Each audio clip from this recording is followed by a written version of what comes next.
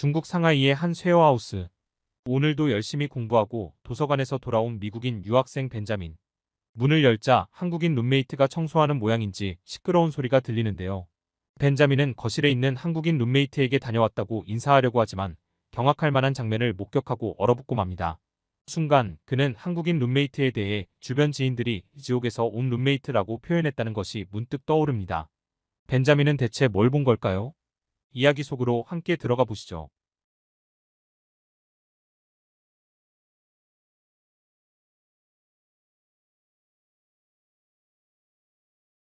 안녕하세요. 저는 미국 캔자스주에 사는 벤자민 고든이라고 합니다. 저는 얼마 전까지도 중국 유학 때문에 상하이에서 살고 있었는데요. 제가 중국에 가게 된 건 바로 아버지의 회사 때문이었습니다.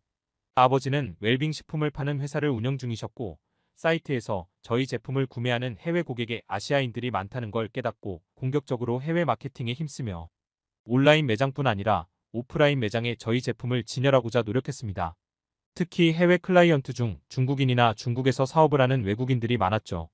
저희 아버지와 거래하는 사람들은 대부분 영어가 유창했지만 그럼에도 자기 나라 말을 써주면 더 좋아한다면서 아버지는 중국어를 열심히 배우셨어요. 실제로도 아버지의 노력은 헛되지 않아 중국어가 유창해지고 난 뒤 더 많은 계약을 따냈습니다. 아버지를 따라 중국어를 배워야겠다는 결심이 선 저는 부모님에게 제 미래 계획에 대해 말씀드렸습니다. 어머니, 아버지 두 분 다 중국 유학을 지지해 주셨고 저는 부모님께 학비를 지원받을 수 있었습니다. 저희 부모님은 제가 뭘 배우고 싶다거나 공부하고 싶다고 하면 비용을 아끼지 않으셨습니다. 물론 이것은 우리 집 가정 형편이 다른 집에 비해 넉넉한 영향도 있긴 합니다. 다만 여타 미국인처럼 자식들을 독립적으로 키우려는 경향이 강했기 때문에 학비는 대주지만 나머지 생활은 스스로 해결해야 한다고 말씀하셨습니다. 저는 그것만으로 감사했습니다. 미국엔 학비도 지원 못 받고 학자금 대출에 허덕이는 친구들도 많았으니까요. 저는 상해 외국어 대학교라는 곳에서 운영하는 어학연수 프로그램을 받기 위해 상하이로 떠났습니다. 제가 다녔던 학교는 외국어 대학교 특성 때문인지 외국인 유학생과 중국 학생들이 교류할 수 있는 장도 잘 마련되어 있었습니다. 덕분에 언어 교환을 할 수 있는 중국인 친구들을 여러 사귈 수 있었죠. 맨 처음에 저는 영빈관이라는 유학생 기숙사에서 살았었습니다. 그런데 저와 기숙사 룸메이트인 프랑스인이 너무 골 때리는 놈이라 2달쯤 되자 기숙사를 나오고 싶다는 생각이 들었습니다. 기숙사에 여자를 데려와서 대낮부터 낯뜨거운 짓을 한 적이 한두 번이 아니었고 뒷담화와 불평불만이 많았습니다. 심지어는 제가 없을 때는 실내 흡연까지 하는지 방에 들어가면 담배 냄새가 진동했어요. 성향도 잘 안 맞았습니다. 그는 시끄럽게 떠드는 걸 좋아하고 이성관계가 문란한 데다가 지저분한 농담을 좋아했으며 예술에 무척 관심 많았습니다. 반면에 저는 이성관계나 성적인 가치관에 있어서 보수적인 편이고 점잖은 대화와 운동은 좋아했지만 딱히 예술적인 부분에는 관심이 없었습니다. 사람들은 미국인이면 다들 엄청 개방적인 줄 알지만 미국은 워낙 지역과 계층의 편차가 심해 꼭 그렇지만도 않습니다. LA나 뉴욕엔 확실히 개방적인 사람들이 많지만 제가 사는 캔자스 주 오버랜드 파크는 도시의 분위기가 전반적으로 보수적이었습니다. 새로운 방으로 옮기고 싶어도 방이 꽉 차 불가능한 상황이었기 때문에 저는 쉐어하우스에 함께 들어갈 룸메이트를 구하기로 했어요. 마침 함께 수업을 듣고 있는 한국인 정우가 저처럼 쉐어하우스의 룸메이트를 구하고 있어 그와 함께 살면 될 것 같았죠. 그러나 주변의 중국인 친구들이 정우와 함께 살겠다는 말을 듣자 깜짝 놀라며 만류했습니다. 정우 별명이 뭔지 알아? 지옥의 룸메이트야. 정우가 지금 쉐어하우스 룸메이트를 구한 게 벌써 4번째인데 정우로 함께 산 3명의 중국인이 전부 정우와 살다 도망갔다고 했습니다. 그래서 어쩔 수 없이 같은 외국인이라도 구하려고 널 꼬시는 거라면서 웬만하면 들어가지 말라고 했죠. 친구로서 괜찮을지 몰라도 같이 생활하기엔 엄청난 결벽증의 특이한 성격의 소유자라서 힘들 거라 했습니다. 그 말을 듣고 아차 싶었으나 이미 물은 엎질러진 지 오래였습니다. 이미 정우와 함께 살기로 약속해버렸거든요. 수없는 갈등 끝에 결국 쉐어하우스에 들어가기로 한 날이 다가왔고 일단 저는 한 달이라도 같이 살아보고 판단하자고 생각했습니다. 그리고 쉐어하우스 첫날 정우의 환영 인사를 받으며 집 안에 들어서려고 하자 그가 갑자기 제지하면서 신발을 벗으라고 했습니다. 저는 쉐어하우스에 들어오기 전 정우가 부탁한 게 생각났습니다.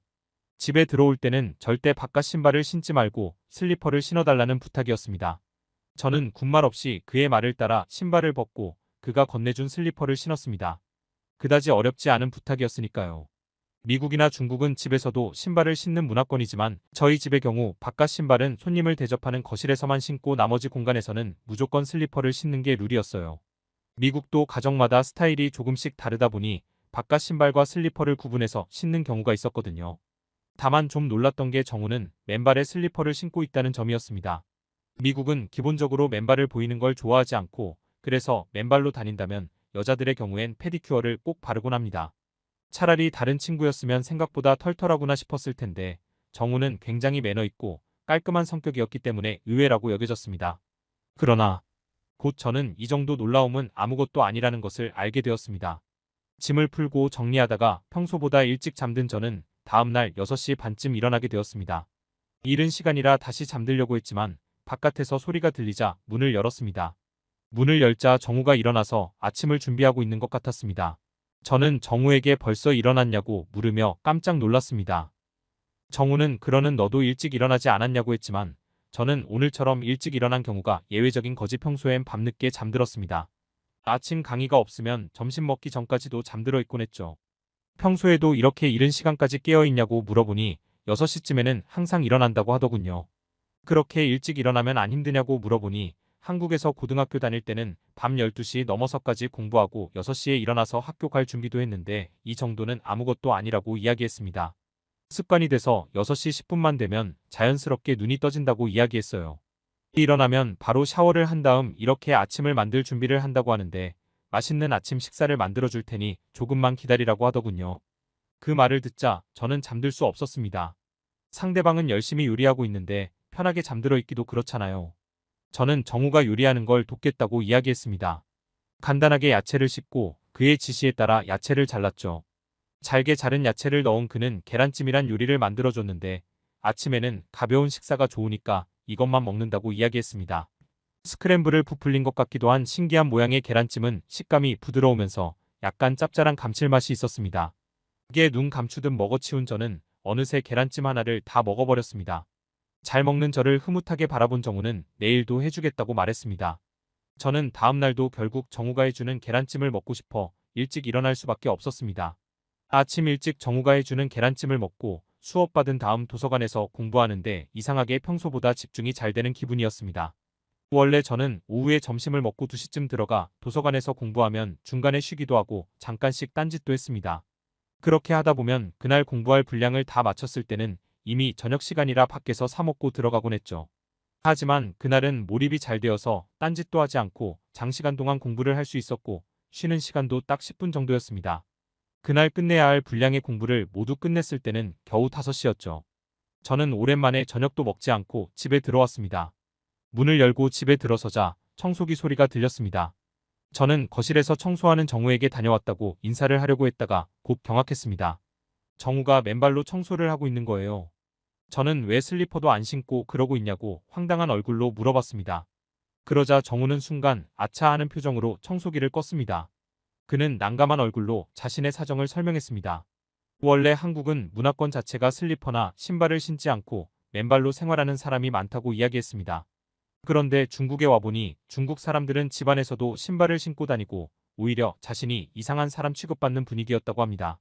문제는 신발을 신고 다니니 방바닥이 쉽게 더러워졌으며 그렇다고 중국 친구들이 청소를 잘하는 것도 아니었습니다. 청소는커녕 자기 몸도 잘 씻지 않는다고 했죠. 그러면서도 소리에는 얼마나 예민한지 낮에 청소기를 돌리면 거슬린다고 청소하는 횟수를 줄여달라고 하더군요. 바닥을 닦는 것도 미끄러우니 마를 때까지 기다리기 불편하다면서 안 닦고 대충 살면 안 되냐는 말까지 했습니다. 그러나 정우 입장에서는 신발 때문에 더러워진 바닥을 도저히 참을 수 없었고 매일같이 청소할 수밖에 없었습니다. 정우 입장에서 나름 타협안을 내놓은 것이 슬리퍼였는데 바깥 신발과 슬리퍼를 구분해 놓으면 바닥이 훨씬 덜 더러워지기 때문이었습니다. 그러나 중국인 특유의 고집 때문인지 룸메이트는 절대 자신의 말을 들어주지 않았다고 했습니다. 오히려 그들은 정우에게 넌 너무 자주 청소하고 샤워한다고 평소에 얼마나 더럽게 살길래 그러냐고 비난을 했다고 해요. 그 외에도 중국인들은 잘 치우지 않고 자꾸 어지르고 다니는 것 때문에 깔끔한 정우와 수도 없이 부딪혔다고 합니다. 정우와 룸메이트를 했던 중국인들은 같이 산지 얼마 되지도 않아 항상 파토났고 그 룸메이트들은 정우를 이상한 사람인 것처럼 소문냈습니다. 그래서 별명이 지옥의 룸메이트가 된 것입니다. 그런 와중 비교적 예의가 바른 제가 룸메이트를 해주겠다고 하니 정우는 무척 기뻤다고 합니다. 제가 슬리퍼를 신고 다니니 바닥이 쉽게 더러워지지 않았고 신이 난 정우가 오랜만에 맨발로 바닥을 딛고 가볍게 청소기만 밀어야지라고 생각했는데 그 순간에 딱 제가 들어온 것이죠. 그의 사정을 알게 된 저는 여전히 맨발이 낯설긴 했지만 그의 습성을 이해하기로 했습니다. 저는 정우와 살면서 자연스럽게 생활 방식을 그에게 맞추게 되었습니다. 배려심에 대한 부분도 있었지만 정우의 생활 스타일이 저한테도 생각보다 아주 잘 맞더라고요. 아침에 일찍 일어나 상쾌한 공기를 마시며 생활하니 오히려 공부나 일의 능률이 올랐고 정우가 만드는 한식을 먹으니 건강해지는 느낌이었습니다. 계란찜을 먹은 이후에도 정우가 만들어주는 다양한 음식을 먹어봤는데 한식은 신기한 게 고기가 주가 되는 음식이라도 야채가 많이 들어있었습니다. 미국 같은 경우는 유명한 스테이크하우스를 가면 고기만 덜렁 주는 곳도 많고 학교 급식실에서도 감자튀김을 야채라고 내놓는 경우가 많거든요. 그런데 한국에는 불고기나 갈비찜 같은 요리에도 야채가 듬뿍 담겨 있었고 찌개나 국에도 양파 같은 야채가 꼭 들어가곤 했습니다. 균형 잡힌 식단이어서 그런 걸까요? 저는 예전과 달리 살도 10kg 이상 빠지고 피부도 더 좋아진 듯 했습니다. 운동을 일주일에 두세 번 이상 꼭 하는 편인데도 살이 잘 안 빠져 고민이 많았는데 생활 습관과 식습관이 문제였던 거였어요. 한식은 저에게 또 다른 행운을 가져다 줬는데 아버지가 중국에 일 때문에 출장 왔을 때 바이어와 무엇을 먹을지 고민하시더군요. 바이어는 중국에서 사업을 시작한 그리스인으로 짜고 기름진 중국 음식이 맞지 않아 힘들어하고 있었습니다. 저는 정우와 함께 들렸던 한식당을 추천했고 바이어는 먹으면 더부룩한 중국 음식과 다르게 담백하고 속이 편하다며 만족했습니다. 결국 대화는 긍정적인 방향으로 흘러가 계약에 성공하게 됐죠. 덕분에 저는 아버지에게 칭찬받았고 인정받았다는 생각에 기분이 좋았습니다. 중국에서의 유학을 끝내고 돌아왔지만 저는 그때 정우에게 배웠던 습관을 그대로 유지하고 있습니다.